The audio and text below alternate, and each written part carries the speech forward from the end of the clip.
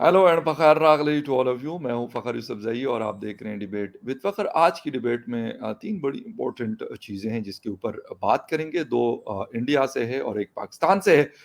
India से prime minister of India Narendra Modi ji एक नया प्लेटफ़ॉर्म उन्होंने लॉन्च किया है for the youth of India.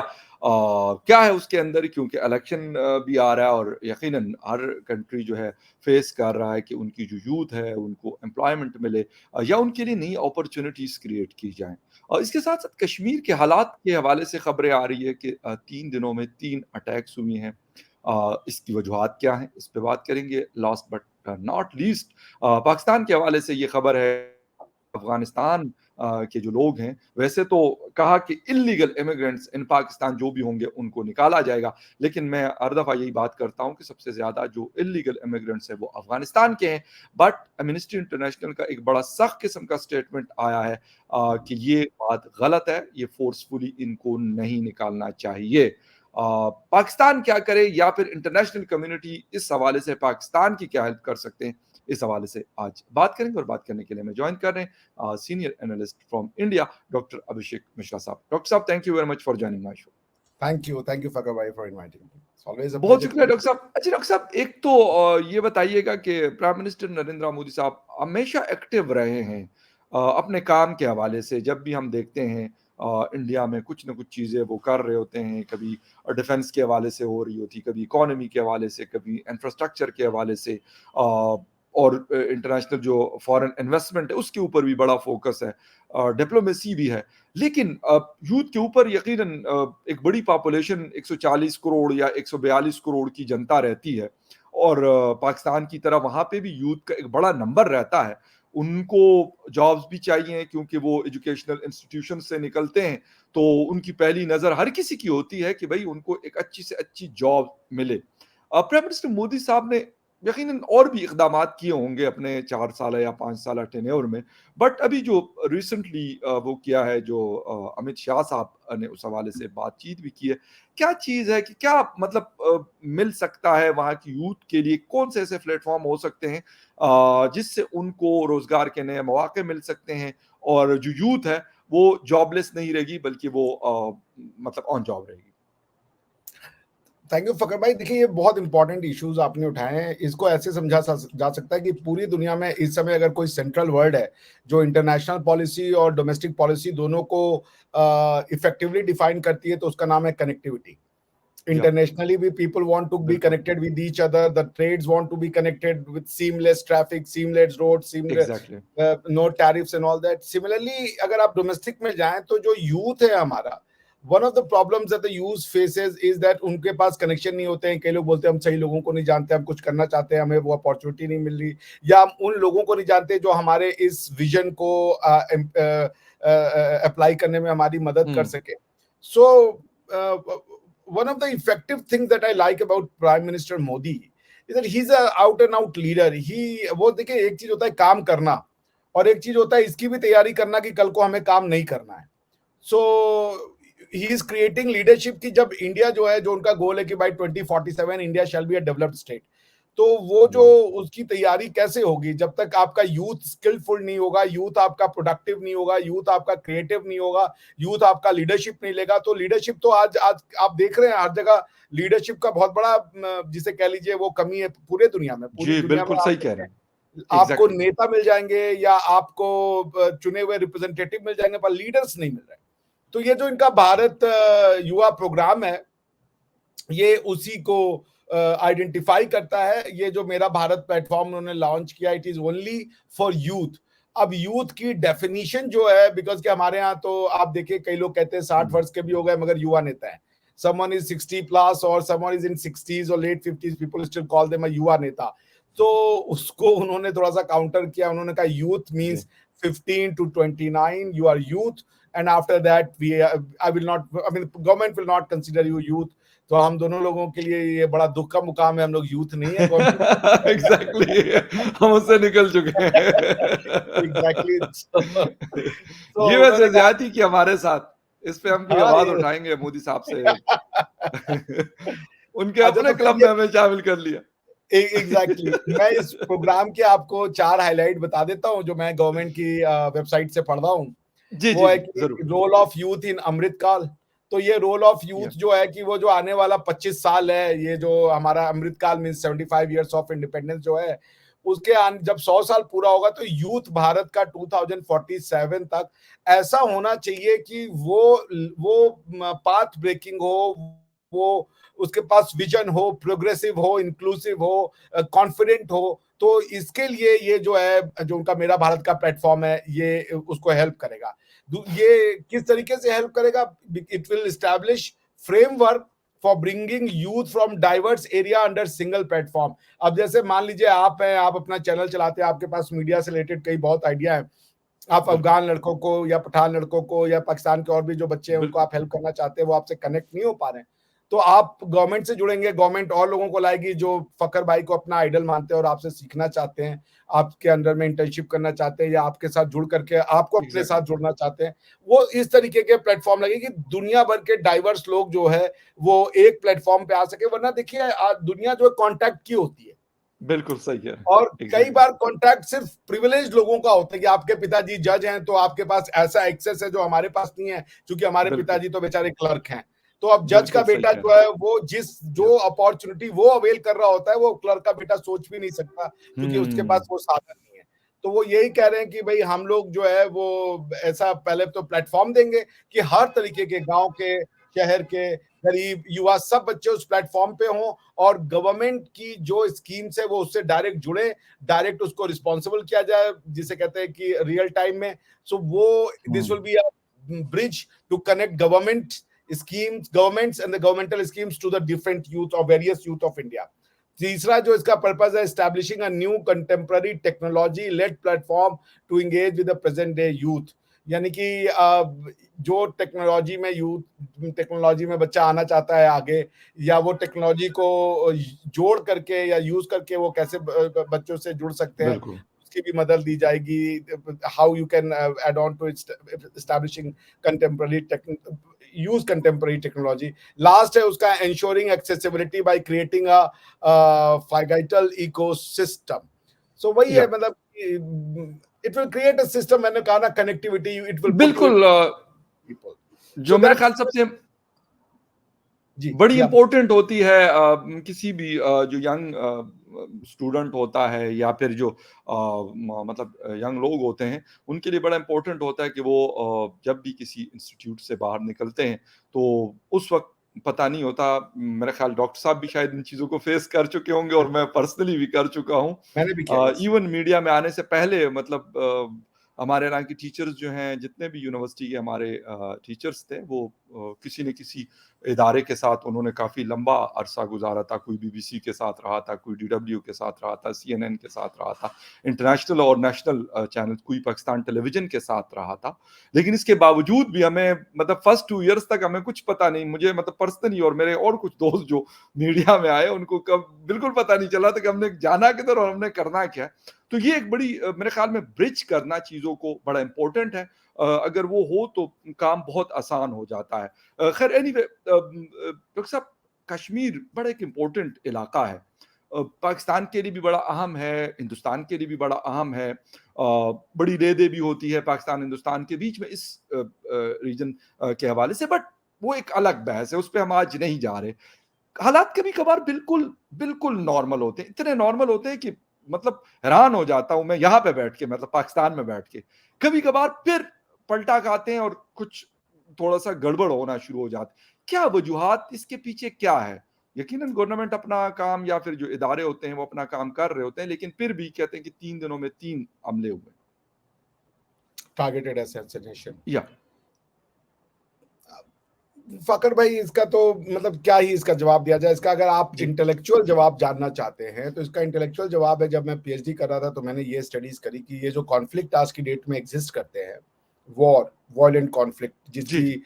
Annual मैंने मेरी जो क्राइटेरिया था कि जिसमें एनुअल डेथ यानी साल में एक साल में अगर 500 डेथ कॉन्फ्लिक्ट रिलेटेड हो रही है, तो वो जोन कौन कौन से हैं और उन जोन्स में पॉलिटिकल रीजंस क्या हैं। ओह! तो कॉन्फ्लिक्ट के 2 या 3 इम्पोर्टेंट रीज़न आए। सबसे पहली बात जो मैंने नोटिस करी या हम लोगों ने नोटिस करी democracies are seldom at war.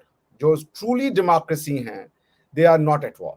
ठीक है, they may have differences, but that differences never translate into violent actions या violent, जैसे कनाडा और इंडिया बहुत डिफरेंसेस हैं अभी आज के समय में, बट ये वॉर किसी को भी दूर दूर तक अंदेशा नहीं है कि it will lead to a war. ठीक है ना? सो डिफरेंसेस होना, it's a different thing. Democracies are never going to war. So फिर ये क्वेश्चन हुआ कि नॉन डेमोक्रेसी और डेमोक्रेसी में कितने वॉर हो रहे हैं, और जो नॉन डेमोक्रेसीज है दोनों ही पार्टीज, उनमें कितने वॉर हो रहे हैं। बिल्कुल। So most of the war या most of the conflict, कह ले, war is a wrong word, most of the conflict जो होते हैं वो होते हैं या तो either part one of the party is not democratic, और या तो दोनों ही पार्टी डेमोक्रेटिक नहीं है। आइडियोलॉजीज बहुत सी आई पिछले 2000 साल में, कुछ आइडियोलॉजीज आई। इन आइडियोलॉजीज में से कुछ आइडियोलॉजीज ने अपना कोर्स बदला, उन्होंने उसको टोन डाउन किया, और आज वो डिफरेंट फॉर्म में एग्जिस्ट करती हैं।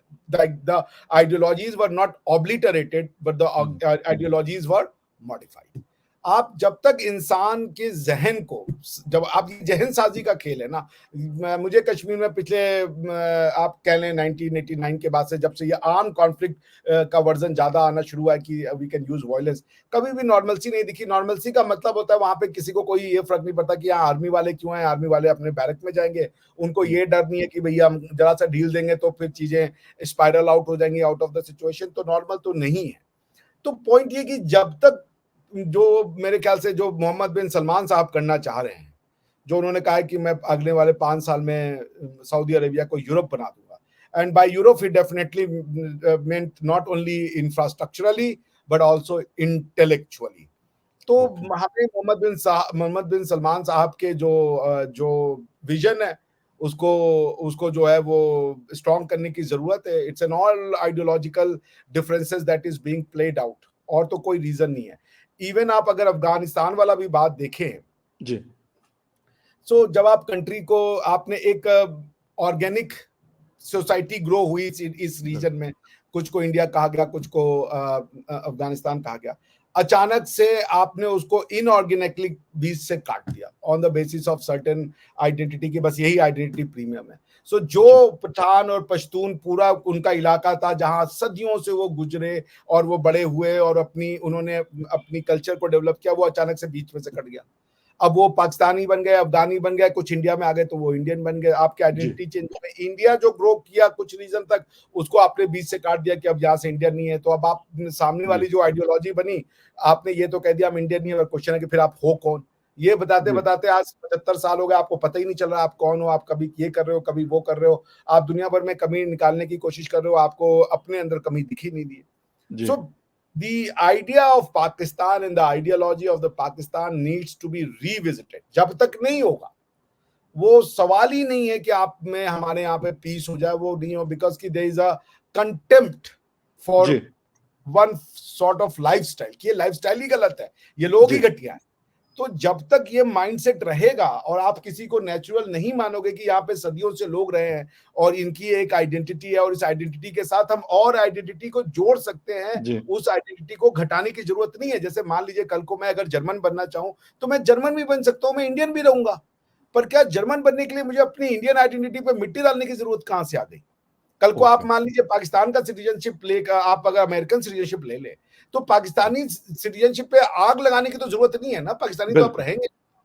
तो ये बात लोगों को समझनी पड़ेगी कि कई आइडेंटिटियां एक साथ कोएग्जिस्ट कर सकती हैं। ये आइडियोलॉजिकल बैटल है, इसमें कोई पॉलिटिकल डिस्प्यूट ये उसने ये कर दिया, किसी को नमाज पढ़ते हुए आर्मी ने गोली मार दी तो वो बदला ले रहा है, ये कर रहा है। This sort of stories will keep on coming because कि आप इसको रोक ही नहीं पाओगे कि ये रीजन रियल है क्या। जब ये पता चल जाएगा कि हाँ ये सदियों से चलती हुई चीज है और कई और आइडियोलॉजीज इसमें रह सकती हैं, साथ में रह सकते हैं, हम कोएग्जिस्ट कर सकते हैं। हम सब को गलत कहने की जरूरत नहीं है, अगर आप उसको सही नहीं मान रहे हो तो गलत भी मत मानो, कोएग्जिस्ट करो, उसको भी जगह दो, ग्रो करने के लिए सदियों से आई हुई है, हजारों हजार साल की ह्यूमन सिविलाइजेशन है। अचानक से चीजें नहीं ओब्लिटरेट कर पाओगे, आप करने की कोशिश करोगे, लोग रिएक्शन में आएंगे, यही सब चीजें होंगी। So there is a need of ideological revisiting, theoretical revisiting. Professors क्या, आपके मैं प्रोफेसर्स को हाथ जोड़ के कह रहा हूँ, प्लीज रिविजिट कीजिए, आप किताबें लिखिए, यूरोप की किताबें मौजूद हैं, बच्चों को पढ़ाइए, समझाइए उनको कि how Europe went from being an completely, आप जिसे कह लीजिए वायलेंट पीपल, इतने वायलेंट हम्म। थे कि आप सोच नहीं सकते। आज यूरोप वायलेंस करने को तैयार ही नहीं है। जी। आज वायलेंस वेस्ट में सिर्फ अमेरिका करता है, और कोई बिल्कुल। वेस्टर्न कंट्री वायलेंस को जाने को तैयार ही नहीं है, उन्होंने छोड़ दिया वायलेंस को। जी। तो आई थिंक आपके प्रोफेसर्स को पढ़ना पड़ेगा, और उनको जो है सच जो है वो लिखें, वो सच वो है बताएं, तभी कुछ सॉल्यूशन मिलेगा। अदरवाइज हम क्या ही इस पे बोल दें, टारगेटेड किलिंग होगी, ये किलिंग होगी, पॉलिटिकल स्कोर सेटल करना होगा, जी। कश्मीर की डिस्प्यूट का रीजन क्या, ये चलता ही रहेगा, इसका कोई सॉल्यूशन नहीं है unless until there is a inner piece.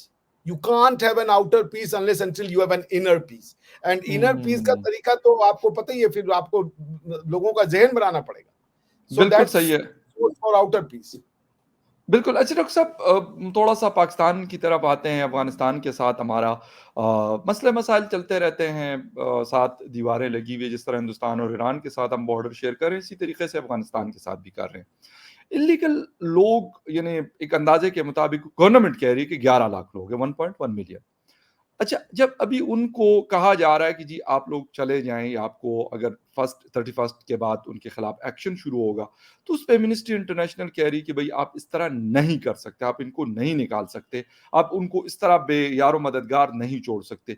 Sir क्या करें? मतलब आपके ख़्याल में, आप दुनिया फिरे, पढ़ाया आपने मुख्तलिफ यूनिवर्सिटी से, मुख्तलिफ लोगों से आपका रहा, तो क्या मतलब इसका अल्टीमेट सॉल्यूशन क्या है? फर्स्ट ऑफ ऑल इलीगल लोग नहीं है, वो उनका घर है। ओके। अफगानिस्तान और उसके जो बॉर्डर, जो एक नेचुरल ग्रोथ मैंने बताया था कि हिंदुस्तान बड़ा कुछ देर तक लोग अपनी आइडेंटिटियों से बनते रहे। आपने कुछ पश्तून अफगानिस्तान में, कुछ पश्तून पाकिस्तान में, आप उनको कह रहे हो जी। आप अफगानी नहीं हो, तुम पाकिस्तानी नहीं हो। अजीब से आपने गफलत बना दी है, क्योंकि आपकी जी। जिद है। वो ओके। बेचारे, अब ये जो अफगानी टीम है, वो तो अपने मुसलमान होने की आइडेंटिटी पे उसको कोई फर्क नहीं है, बड़े आराम से वो अपना जो है ईद मनाते हैं, नमाजें पढ़ते हैं, सब कुछ करते हैं, और इंडिया में आके बड़े खुश है। तो क्यों हुँ। अफगानी हमारे साथ को एग्जिस्ट कर रहा है? क्यों हरभजन सिंह जी और इरफान पठान साहब उनके साथ डांस कर रहे हैं, हुँ। लेकिन जो है आप उनको अजीब नजर से देख रहे हो? आज मुझे समझ में आता है कि Khan Abdul Gaffar Khan, how visionary that leader was, when उन्होंने कहा कि आपने ये जो किया है इंडिया का डिवीजन, आपने हमें गीदड़ों के आगे फेंक दिया। ये मुझे आज हुँ। समझ में आती है। ये लोग, ये हुँ। अपनी खुशी से घर छोड़ के आता है कोई? ये बेचारे जो अनपढ़ हैं, गवार हैं, जिनके पास उतना वो आपने छोड़ा ही नहीं उनके स्कूल कॉलेजेस को, हुँ। अपनी जिंदगियां बचा करके रोजी रोटी के लिए ही लोग आता है। फकर भाई, कोई खुशी से अपना घर नहीं छोड़ता, हुँ। और आप उनको इलीगल कह रहे हो। आपने जाकर के रशिया की लड़ाई लड़नी शुरू कर दी, ये उनकी गलती थी। हुँ। आपने जाकर के वहां पे पावर वैक्यूम क्रिएट कर दिया, और उसके बाद वहां पे तालिबान आ गई, और उसके बाद इन लोगों की लाइफस्टाइल, हुँ। बेचारों की रोजी रोटी चली गई। ये फ्री लाइफ जीना चाहते थे, क्या गलती थी इनकी? गलतियां आप करो, और आप हुँ। इनको कह रहे हो इलीगल, और अगर वो आपको गलत कह रहे हैं तो क्या गलत कह रहे हैं? आप उनके घर को तोड़े हुए, अटक तक नेचुरल पठान का इलाका गुजरता है, हुँ। ये उनका इलाका है, सदियों से है। 75 साल में आप उनको डिवाइड कर दोगे कि ड्यूरंट लाइन को एक्सेप्ट कर लो, क्योंकि अंग्रेजों ने एक्सेप्ट हुँ। कर दिया था? नहीं होगा भाई, उनकी रोटी बेटी का रिश्ता है, जैसे हमारे यहाँ नेपाल और इंडिया में है। नेपाल और हुँ। बिहार का बॉर्डर है, रोटी बेटी का रिश्ता है। वो अपनी बेटियां इधर ब्याहते हैं, अपने अपने बेटे इधर ब्याहते हैं, कैसे वो अलग हुँ। हो जाएंगे? हुँ। आप उनको इलीगल कैसे, लोग कैसे इलीगल हो जाते हैं? इलीगल आपकी पॉलिसियां थी जो आपने करी, और इन बेचारों को आज आप कह रहे हो कि हमने तुम पे एहसान किया। एहसान, आप उनके इलाके में रह रहे हो। Pakistan is not a natural लेकिन एंटिटी। लेकिन डॉक्टर साहब, एक बात और है। सोवियत वॉर तो ना पाकिस्तान ने लड़ी, और ना पाकिस्तान की इतनी हैसियत थी उस वक़्त, ना आज कि वो सोवियत यूनियन के खिलाफ जाके खड़ा हो। अमेरिका ने वो सारी प्रॉक्सी की, तो अमेरिका तो सर निकल गया। तो अब पाकिस्तान क्या करे? मतलब अमेरिका पूछता नहीं है 11 लाख लोगों को, और अगर अगर यही 11 लाख लोग, मैं कहता हूं लेट सपोज ये हिंदुस्तान में जो आप लोगों का वो सीसीए था कि कौन सा एक लॉ निकाला था आज से 2-3 साल पहले, जिसपे बड़ा शोर वावेला हुआ, जिसके पास सिटीजनशिप अमेंडमेंट डॉक्यूमेंट्स नहीं है उसको हम नहीं छोड़ेंगे। वो बेशक बंगाल का है, वो बेशक पाकिस्तान का है, वो अफगानिस्तान का, उसको निकाल। तो सर ये तो हर कंट्री के लिए मैं कहता हूं कि होना चाहिए कि अगर मेरे पास किसी कंट्री के डॉक्यूमेंट्स नहीं है तो उनको मुझे पकड़ के बाहर कर देना चाहिए। एक्ट। देखिए और करते अरब कंट्रीज तो नहीं छोड़ते, इवन अब यूरोपियंस नहीं छोड़ते सर। कश्तियां डूब रही हैं, अभी हमारी पाकिस्तान की वो कश्ती डूब गई, 400 लोग डूब गए। और जो दूसरे वो क्या ग्रीक वाले लोग थे, वो अथॉरिटीज थी, वो देखती रही, कहते डूबने दो इनको। सर तो ये भी तो चीज है, ये भी तो एक हकीकत नहीं, है। ऐसा नहीं है। देखिए, ऐसा जी। नहीं है।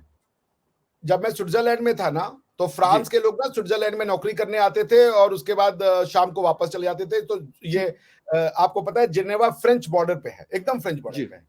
तो फ्रेंच मजदूर स्विट्जरलैंड में आते थे, क्योंकि स्विट्जरलैंड में लेबर रेट ज्यादा था, वहां पे मजदूरी करते थे और निकल जाते थे। स्विस बड़ा गुस्सा आते थे, बिल्कुल सही, कोई मारता बिल्कुल पीटता सही। नहीं था, कोई उनको इलीगल नहीं कहता था।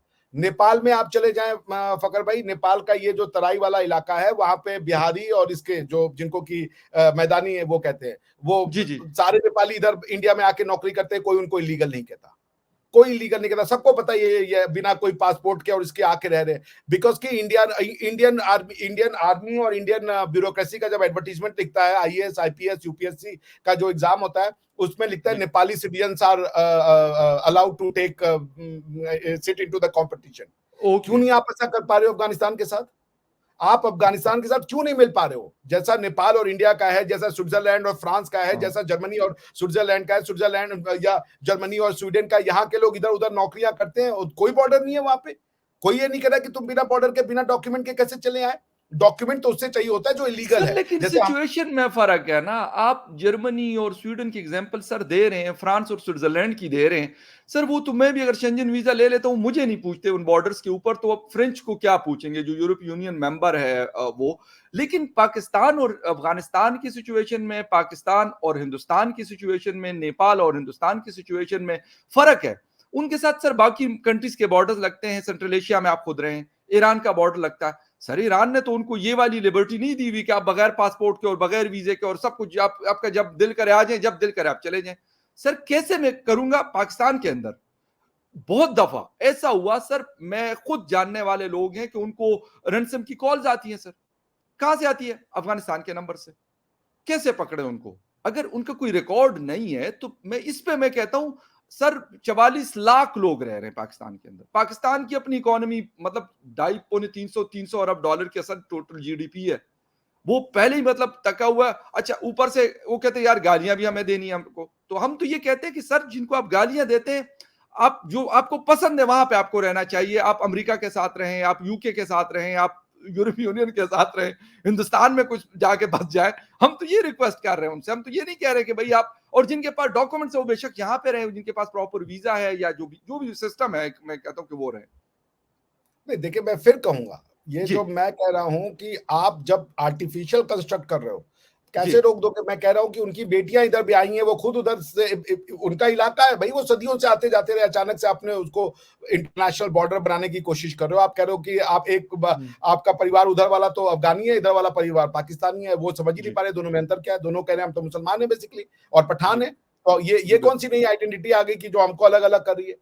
वो कंपेयर नहीं किया जाता। अब हम कैसे नेपाली को कहें, क्योंकि जो जो ये जो इलाका है वहां नेपाल में उस तरफ जो है, वो वहां बिहारी लोग रहते हैं। और नेपाल, हालांकि नेपाल के इंटरनल पॉलिटिक्स में हुआ था कॉन्स्टिट्यूशन में, पहाड़ी नेपाली और जो ये वाले नेपाली थे उनको मैदानी कुछ, नेपाली। मैदानी नेपाली, उनको आपने कुछ डिस्क्रिमिनेट किया था, इंडिया ने ब्लॉकेट भी किया था। क्यों? क्योंकि आप जब लोग, आप भले एक देश बना लो पॉलिटिकली, लेकिन लोग जो सदियों से सीमलेसली वो ट्रांजैक्शन कर रहे हैं, कोई इधर शादी कर रहा है, कोई इधर शादी कर रहा है, एक ही हाँ, लोग हैं, वो आपके पॉलिटिकल बॉर्डर के तो मोहताज नहीं होंगे, तो आप उनको दुश्मन तो नहीं कहोगे ना। देखिए मैं कह रहा हूँ, ये जो सीएए बना, बहुत से लोग सीएए नहीं समझते थे। सीए जी ये बिल्कुल, बना था कि जब आप पाकिस्तान और इंडिया का डिवीजन हुआ, तो एक बहुत बड़ा क्वेश्चन ये था कि कौन बिल्कुल, पाकिस्तानी है, कौन इंडियन है। या क्योंकि इंडियन की सिटीजनशिप का डेफिनेशन ये था कि जो भी इंडिया में पैदा हुआ वो इंडियन है। तो भाई पाकिस्तान तो एग्जिस्ट ही नहीं करता था, तो जो लाहौर में भी पैदा हुआ वो इंडियन था, जो कराची में भी पैदा हुआ वो इंडियन था, जो बिल्कुल, ईरान के बॉर्डर तक भी मुत्तहिदा गया था वहां हिंदुस्तान था पे। ना, 47 जी, से पहले। बिल्कुल, तो अब आप बिल्कुल, ये सोचिए कि इंडिया के साथ तो प्रॉब्लम ये हुई ना कि पाकिस्तान तो ये कह रहा है कि भाई इस इलाके में पाकिस्तान है, तो यहाँ जो है वो पाकिस्तानी है। क्योंकि उसको ओके, तमिलनाडु वाले को पाकिस्तानी नहीं कह रहा था, वो तेलुगु और आंध्र प्रदेश के लोगों को बिल्कुल, पाकिस्तानी नहीं कह रहा था। वो ये कह रहा है कि पंजाब में और बंगाल में जो रह रहा है वो पाकिस्तानी हो गया आज से, क्योंकि वहां से डिवाइड हो गया। पर हुँ, हिंदुस्तान की प्रॉब्लम ये हो गई कि वो ये कह रहा है कि यार जो बंगाल में रह रहा है इवन डिवीजन के बाद, वो भी इंडियन है, क्योंकि उसके परिवार वहीं पैदा हुआ, जब वो पैदा हुआ वो इंडियन था उस समय तक। तो राइट, हुआ राइट, ये कि इंडिया ने एक सॉल्यूशन ये निकाला कि माइग्रेशन का, कि जो लोग इधर से उधर आ गए ऑन अ सर्टेन डेट, उनको इंडियन माना जाएगा, चाहे वो पाकिस्तान के ही उसमें पैदा हो, क्योंकि 15 अगस्त 1947 को पाकिस्तान पॉलिटिकली वजूद में आ गया था। तो बिल्कुल, आप अगर भले बिल्कुल, पाकिस्तान में, चूंकि 15 अगस्त हो गया, मान लीजिए कि आपकी जन्म, मान लीजिए फकर भाई, आपका बच्चा पैदा हुआ 10 हुँ, अगस्त 1947 को, वो तो साला बिल्कुल, इंडिया में बच्चा पैदा हुआ। अब 15 बिल्कुल, अगस्त को पाकिस्तानी बन गया। अब आपने ये डिसाइड किया 16 अगस्त को कि नहीं यार मैं तो इंडियन बनूंगा, चलो सामान उठाओ इंडियन चलो। अब आप वहां इंडिया चलो, आ गए। बिल्कुल बिल्कुल। टेक्निकली अब प्रॉब्लम क्या हो गया कि 15 अगस्त से पाकिस्तान तो बन चुका था, क्योंकि अगर आप ये कह रहे हो कि जो हिंदुस्तान की टेरिटरी में पैदा हुआ, तो 15 अगस्त को तो हिंदुस्तान कट के पाकिस्तान बन गया। अब ये बच्चा जी कहां पैदा हुआ? तो फिर उन्होंने सोल्यूशन ये निकाला, एक माइग्रेशन। क्योंकि देखिए ऐसा होता है, आप जर्मनी जाके बसेंगे उसको इमिग्रेशन कहते हैं, या लेकिन आप अभी कराची जाके बस जाएं, इस्लामाबाद से लाहौर बस जाएं, या आप कहीं और बस जाएं पाकिस्तान के अंदर, तो वो माइग्रेशन कहलाती है, माइग्रेशन, इमिग्रेशन। एक सिटी से दूसरे सिटी में। ठीक है ना, आपको बिल्कुल पाकिस्तान में बिल्कुल। एक एक सूबे से दूसरे सूबे जाने के लिए वीजा नहीं लगता। यही इंडिया ने किया। इंडिया ने कहा कि ठीक है, क्योंकि अब इंडिया की मजबूरी अलग थी, पाकिस्तान के साथ ये मजबूरी नहीं थी। हालांकि पाकिस्तान से भी, ओके। इंडिया से भी कुछ लोग पाकिस्तान जा रहे थे जो मुस्लिम्स थे। हाँ तो उन्होंने कहा कि ये जो डेट ऑफ माइग्रेशन फिक्स कर दो। उन्होंने एक फिक्स हाँ। कर दिया शुरू में कि चलो 55 तक जो इधर उधर कर रहा है, क्योंकि कई लोग क्या होते थे, दो माइंड में होते थे। शाम को गए पाकिस्तान, फिर उन्होंने कहा नहीं यार, इंडिया में हमारी सारी टेरिटरी है, घर वालों ने समझाया कि आ जाओ, प्रॉपर्टी तुम्हारी यही है, मत जाओ, तो वो 2 महीने बिल्कुल, बाद वापस आ गए। कारोबार सब कुछ, बिल्कुल बिल्कुल तो वो अब बिल्कुल। 2 महीने बाद वापस आ गए। पहले वो पाकिस्तानी बने, फिर उन्होंने कहा नहीं नहीं नहीं, इंडिया चलो, इंडिया आ गए इंडिया वापस। वापस। तो ऐसे सही। में क्या किया गया कि माइग्रेंट की डेफिनेशन दी गई कि इस पर्टिकुलर तारीख तक जो चाहे जैसे इधर उधर जाना चाहे किया हो, कोई दिक्कत नहीं, हम्म। लेकिन इस तारीख तक, यानी मान लीजिए कि 1 जनवरी 1955 तक वो अगर भारत में आके रह गया, तो कहीं भी पैदा हुआ वो भारत का हो गया, उसकी माइग्रेशन को हम इलीगल नहीं सिटीजन मानेंगे। है। उसको वीजा की जरूरत नहीं होगी। वो वीजा एक्ट के लिए, वो पासपोर्ट एक्ट के लिए किसी भी तरीके से कोई इलीगल इमिग्रेंट या इलीगल फाइन। माइग्रेंट नहीं होगा। तो बस 1 मिनट और। तो जी जी, मोदी प्लीज साहब प्लीज। ने क्या किया कि सिटीजनशिप अमेंडमेंट एक्ट में ये जो कट ऑफ डेट 1955 तक की थी, या जो भी रही होगी उस हम्म समय, उसको हम्म एक्सटेंड करके 2014 कर दिया, क्योंकि कई हम्म पाकिस्तानी हिंदू भाग करके यहाँ आ चुके थे।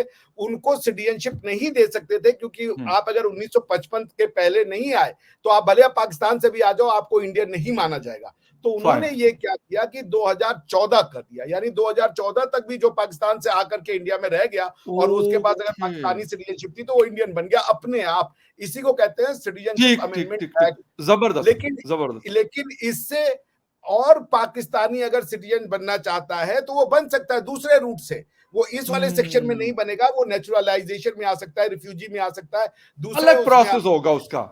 यस, उसके लिए अलग अलग प्रोसेस है। प्रोसेस। तो ऐसा नहीं है कि बाकी का बंद हो गया। जी। अच्छा डॉक्टर साहब, एक लास्ट और वो ये कि मैं पाकिस्तान हिंदुस्तान, लाजमी सी बात है आपकी इकोनॉमी, मतलब 610 अरब डॉलर आपके पास है, पांचवी बड़ी इकोनॉमी है, सारा कुछ है, खाना पीना बराबर है काम।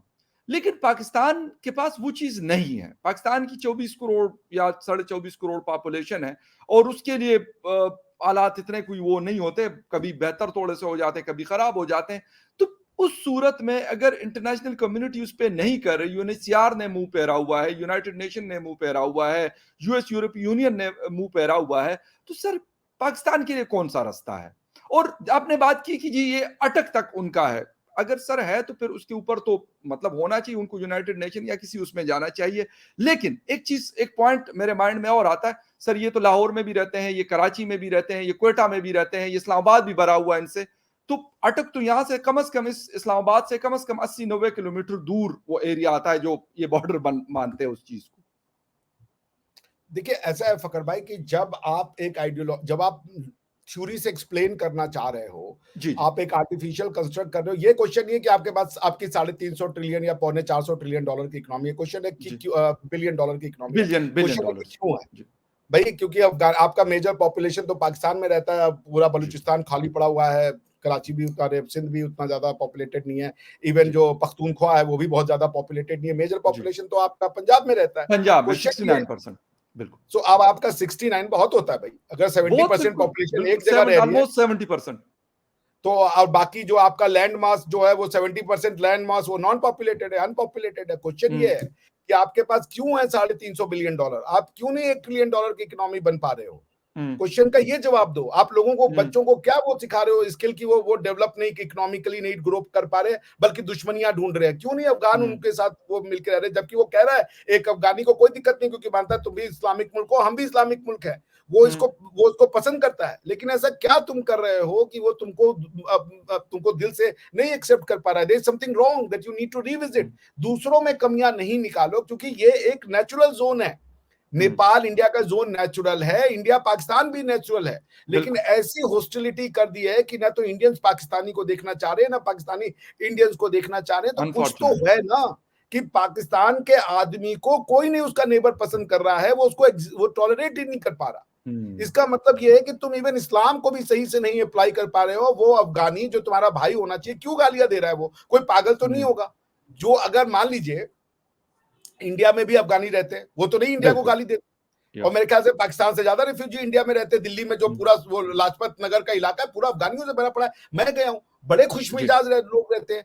मैं तो जब जर्मनी में अफगानियों से मिलता था तो जैसे ही वो पता चलता था कि मैं इंडिया में, तो मुझे वो 50 सेंट की छूट भी दे देता था कि अच्छा तुम ये इंडिया से आए हो, चलो ये तुम्हारे लिए फ्री है। मैं मेरे साथ हुआ है। नहीं, बिल्कुल सही कह रहे। तो पॉइंट ये है कि ये जो अफगानी, ये जो मेरी एक जर्मन फ्रेंड था, उसकी गर्लफ्रेंड अफगानी थी, तो उसके पिताजी से मैं मिला, तो बड़ा एकदम हमको देते हो वो गाना, वो यारी है यार मेरा ईमान तेरी जिंदगी, उसका भाई मुझसे मिलकर बड़ा खुश। क्वेश्चन है कि क्यों अफगानी हमको प्यार कर रहा है और पाकिस्तानी एक नफरत कर रहा है? वो भी मुसलमान है भाई, क्यों कर रहा है ये तो बताओ ना। अगर आप ये जवाब मांग रहे हो कि अफगानी जो है वो इंडिया को रेफ्यूजी बन के इंडिया में क्यों नहीं गाली दे रहा है, अफगानियों में कमी है। अगर अफगानी गलत हैं तो वो इंडिया को भी गाली देते, कहते हैं ये तो काफिर मुल्क है, इनको तो बर्बाद करो, इनको तो बम मारो। ऐसा तो नहीं देखा मैंने तो राशिद खान की आंखों में प्यार देखा है। मैंने तो राशिद खान और वो जो उनके जरदान और ये जितने प्लेयर है, मैंने कभी नफरत नहीं देखी। वो सारे इंडिया से प्यार कर रहे हैं। फिर ऐसा क्या है कि पाकिस्तानी को तो अफगानी भी नहीं पसंद कर रहा है और इंडियंस भी नहीं पसंद कर रहे? कुछ तो होगा ना, कुछ एक्सप्लेन करो। चलो हम गलत हो सकते हैं, इंडियंस तो चलिए बेकार है, लेकिन यही अफगानी, वही रेफ्यूजी इंडिया में आके नहीं गालियां दे रहा है। वो यहाँ पे खुशी से नौकरी भी कर रहा है। इंडिया तो नहीं करे निकाल दो इन सबको। अगर बम विस्फोट करना होता तो ये भी कर सकते थे। इंडिया तो नहीं करे निकालो इनको। ये हमको तो नहीं थ्रेट कॉल आ रहे यहाँ से अफगानियों से कि भाई हाँ मिश्रा तू बड़ा बोल रहा है, चल तू पैसे निकाल। अफगान का नंबर तो नहीं ट्रेस हो रहा है। क्यों हो रहा है भैया ऐसा? एक्सप्लेन करे ना सर। आपका बॉर्डर भी स्पिन बोल दे और तोरखम होता तो फिर आपको शायद अंदाजा ज्यादा बेहतर होता, क्योंकि वाघा बॉर्डर या दूसरे बॉर्डर से तो उस तरीके से नहीं आ सकते, क्योंकि आ रहे हैं ना सेम कॉल हमें मैंने बॉर्डर एरिया देखे सर। एक चीज मैं आपको सर बिल्कुल क्लियर कट बता दूं, मैं मुसलमान और ये नॉन मुस्लिम के ऊपर बिल्कुल नहीं जाता कि वो मुसलमान है तो हमारा भाई है। हमारे सर यही लोग जो है वो फ्रेंच के साथ भी इनकी दोस्तियां यारियां भी होती है और लोग शादियां भी फ्रेंच से कर रहे होते हैं। वो कोई मुस्लिम नहीं है, जीव से भी कर रहे हैं, पता नहीं क्या क्या कर रहे हैं। What the thing is sir कि अगर ये कहते हैं कि इनके मुल्क में अगर मैं जाता हूं सर, मैं वीजा लेके जाता हूं, तो मेरे मुल्क में वो बगैर वीजे के क्यों आए? किसी अफगानी को ये अलाउ नहीं है, बल्कि किसी को भी अलाउ नहीं है। मैं हिंदुस्तान बगैर वीजे के सर नहीं आ सकता। मैं जितना मर्जी जोर लगा लूं मैं नहीं पहुंच सकता। एक अच्छा सिस्टम आप लोगों ने डेवलप किया हुआ, मैं तो कहता हूं कि बहुत अच्छी बात है। ईरान ने किया हुआ, मैं सर ईरान बगैर वीजे के नहीं जा सकता। जितना मर्जी मेरा बलूचिस्तान का बॉर्डर उनके साथ टच करता है, ये अफगानी लोग नहीं जा सकते। वो जाके जब अभी अफगान तालिबान ने इनको वो किया, रगड़ा दे रहे थे, वहां पे जब ये भागे तो वहां पे उन्होंने उनकी पूरी की पूरे ट्रक जो है वो दरिया के अंदर फेंक दिए। किसी ने कुछ भी नहीं कहा। ईरान को कुछ भी नहीं कहते, और उज्बेकिस्तान कजाकिस्तान को कुछ नहीं कहते। तो मैं ये कह रहा हूं कि जो जगह इनके लिए अच्छी है, Pakistan is not a good place for them. मैं मतलब this my humble request to all the Afghanis, क्योंकि उसकी वजह यह है कि पाकिस्तान तो अपना, वो खुद कहते हैं कि यार ये तो पूरा दिन मांगने में लगा होता है, कभी IMF से मांग रहा होता है खैर, और कभी जो है वो वर्ल्ड बैंक से, और कभी अमेरिका से, और कभी सऊदी अरब कतर से। तो मैं कह रहा हूं कि उनको ऐसे कंट्री जाना चाहिए जहां पे उनको ज्यादा अच्छा लाइफस्टाइल मिले। ईरान के पास नेचुरल रिसोर्सेज है, सेंट्रल एशियन कंट्रीज अच्छी हैं। चलो हिंदुस्तान का बॉर्डर तो डायरेक्टली नहीं लगता, अगर वीजा मिल जाता है तो वो लोग चले जाएंगे, बगैर उसके तो डायरेक्टली नहीं जा सकते। तो मेरा तो डॉक्टर साहब यही उनसे मौदबाना गुजारिश है सबसे, जितने भी अफगानी यहाँ पे लोग हैं, मेरे बहुत अच्छे करीबी दोस्त हैं, मेरे क्लास फेलोज रहे हैं, यूनिवर्सिटी तक मेरे साथ पढ़ते रहे, ऐसा नहीं है। लेकिन खैर anyway, thank you very much. आपने बड़ा जी प्लीज सर प्लीज। एक बहुत बड़ा अजम्पशन कर रहे हैं आप, बहुत बड़ा अजम्पशन। भारत और पाकिस्तान के बीच प्रॉब्लम क्या है? कश्मीर को कहते हैं कश्मीर फाइनल फ्रंटियर नहीं है। बिल्कुल सर, यही कह रहे हैं ना, कश्मीर को बॉर्डर नहीं मानते। हम तो कह रहे भैया कश्मीर हमारा है हजारों साल से, आप कह नहीं मानते हो जी। आप अपने डिस्प्यूट को तो दिल से लगा के बैठे हो कि नहीं हमारा तो सब मौक़िफ़ सही है। वो डूरंड लाइन को नहीं मानते। Durand line one sided border आप बनाए हुए हो। ये समझना पड़ेगा पाकिस्तान के लोगों को। ये डूरंड लाइन उनके दिमाग में है, वो डूरंड लाइन को नहीं मानते थे फ्रॉम द 1947 टिल डेट। आप उनके अंदर घुसड़े पड़े भाई, उज्बेकिस्तान के साथ बॉर्डर है तो वो गलत हो रहे हैं, तो वो नहीं बोलते, लेकिन वो डूरंड लाइन को नहीं एक्सेप्ट किया। आप अगर चूंकि वो नहीं उठा रहे हैं, वो शांत बैठे हुए हैं कि आप इस्लामिक मुल्क हो तो आपके साथ वो नहीं करना चाहते। लेकिन एक आप बता दो, बात का बिल्कुल इस्लामिक से जरा इतना सा भी ताल्लुक नहीं है। मैं आपको आप अगर ये भी हमारे बड़े जड़पें होती रही हैं अफगान फोर्सेस के साथ। एक बात रही, आप पकड़ में एक क्वेश्चन का जवाब दिए। कौन सी अफगानी गवर्नमेंट ने 1949 में जब ये रिजोल्यूशन आया था जनरल असेंबली में, पाकिस्तान के अगेंस्ट में अफगानियों ने वोट किया था, बोला था हम नहीं मानते, क्योंकि वो बोले थे ये हमारी टेरिटरी में घुस के आ रहे हैं। कौन सी एक अफगानी आप स्टेट गवर्नमेंट बता दें जिसने की डूरंड लाइन को फाइनल फ्रंटियर माना हो? सर तो हमारे देखें आपकी बात, अब क्योंकि ये बहस खत्म नहीं हो सकती, हम घंटा भी मैं और आप डिस्कशन कर रहे हैं तो करते रहेंगे, क्वेश्चन आते रहेंगे, लेकिन व्हाट द थिंग इज, हम कहते हैं कश्मीर को हम नहीं मानते कि वो हिंदुस्तान का हिस्सा है, लेकिन वो आपका हिस्सा है सर, वो आपके पास है, वो लोग आपके यहाँ यूनिवर्सिटीज में उनके बच्चे पढ़ते हैं, आपके हिंदुस्तान में वो सारे जॉब्स करते हैं वही कश्मीरी, और वो कश्मीरी वही हिंदुस्तान का पासपोर्ट लेके वो पूरी दुनिया में फिरते हैं, उनके पास कोई पाकिस्तान का, किसी एक के पास भी पाकिस्तानी पासपोर्ट या पाकिस्तानी कार्ड नहीं होता। तो मैं ये कह रहा हूं कि ये वाली चीज बड़ी मतलब एक अहम चीज है, इस पे मतलब बहस अगर हम करते रहेंगे तो ये एंड नहीं हो सकती, लेकिन बड़ी मजेदार किस्म की डिस्कशन इस बात पे हुई, और इस पे आइंदा भी जो है कोई अलग से बिल्कुल इस चीज के ऊपर ड्यूरन लाइन और ये डिस्प्यूट जो है इसके ऊपर, क्योंकि बॉर्डर डिस्प्यूट्स और ड्यूरन लाइन बड़ा फेमस डिस्प्यूट है, तो इस पे कोशिश करेंगे कि कोई एक अलग डिबेट और कुछ और दोस्त भी साथ अगर हो तो हम बिठा के और डॉक्टर साहब के साथ इस पर डिस्कशन कर ले। कोशिश करेंगे कि अगर अफगानिस्तान से भी कोई ज्वाइन कर सका तो मुझे बल्कि ज्यादा खुशी होगी, क्योंकि वो स्टेक होल्डर्स हैं, हम स्टेक होल्डर्स हैं, डॉक्टर साहब की एनालिसिस हैं, वो नजर रखे हुए हैं हिस्ट्री के ऊपर या पॉलिटिकल सिचुएशंस जब से जो जो कुछ हुआ यूनाइटेड नेशन में, या तो उसके ऊपर डॉक्टर साहब होपफुली हमारे साथ बात करेंगे। आपके टाइम का सर बहुत शुक्रिया कि आपने शो ज्वाइन किया, and viewers thank you very much for watching debate with Fakhar Yusuf. किसी और डिबेट में आपसे फिर मुलाकात होती है, तब तक के लिए take care, bye. Thank you फकर।